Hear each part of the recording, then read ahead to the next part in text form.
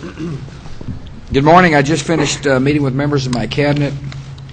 I am proud of this team. I appreciate their service to the country. We discussed the priorities that we're working on to meet the needs of the American people. We're talking about the business that remains on Capitol Hill. I want to thank the Senate and congratulate the Senate for passing a good energy bill. And now the House must act. Congress also must move quickly to pass legislation to protect middle-class families from the burden of the alternative minimum tax without raising taxes. Congress must pass legislation to ensure our intelligence professionals can continue to effectively monitor terrorist communications.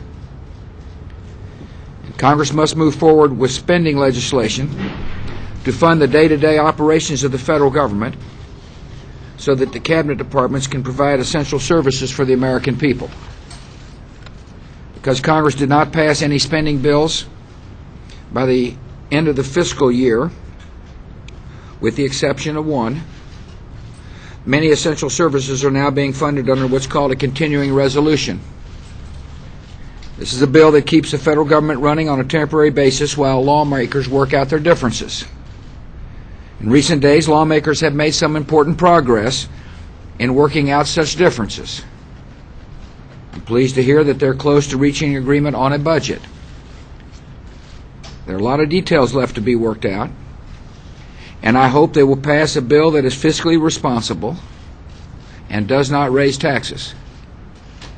I also understand that Congress may provide a down payment on the war funding I requested, without artificial timetables for withdrawal.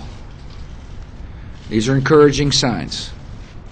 Unfortunately, members of Congress have not been able to complete their work by today when the current continuing resolution expires. So last night, Congress passed another continuing resolution that will fund the government for one more week, and I just signed the resolution.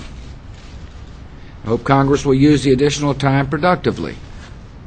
I urge them to pass a clean spending package that meets the reasonable spending levels I put forward, without gimmicks, without policy riders that could not be enacted in the ordinary legislative process, and with much needed funding for our troops in combat.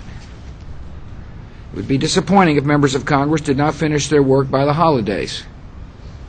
But if they don't, they should not carry the unfinished business of 2007 into the new year.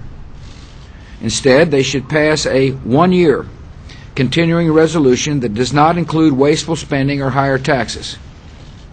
And they must ensure that our troops on the front lines have the funds and resources they need to prevail. I'll take a couple of questions. Deb? Mr. President, on the Mitchell report, sir, do you think that the baseball players actually mentioned in the report should be punished? A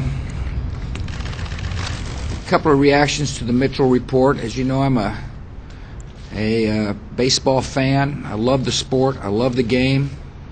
Like many fans, I've been troubled by the steroid allegations. I think it's best that all of us not jump to any conclusions on individual players' name, but we can jump to this conclusion, that steroids have sullied the game.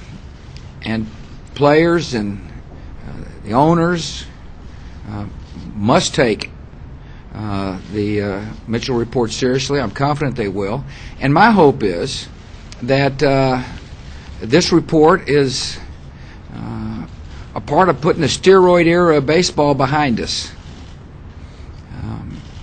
In the State of the Union a couple of years ago, I addressed the issue of steroids, and the reason I did so is because I understand the impact that professional athletes can have on our nation's youth. And I just urge those in the public spotlight, particularly athletes, to understand that when they violate their bodies, they're sending a terrible signal to America's young. Toby. Mr. President, what was Kim Jong-il's message to you in response to your letter to him, and what is your response to him? Well, first I got his attention with a letter, and he can get my attention by fully disclosing his programs, including any plutonium he may have processed and converted that into whatever he's used it for. We just need to know. As well, he can get our attention by fully disclosing his proliferation activities. We have laid out a way forward, and I say we, there's 4 other countries that have joined us. We've got what's called the 6-party talks, and the 5 of us agree that there's a way forward for the Kim Jong-il.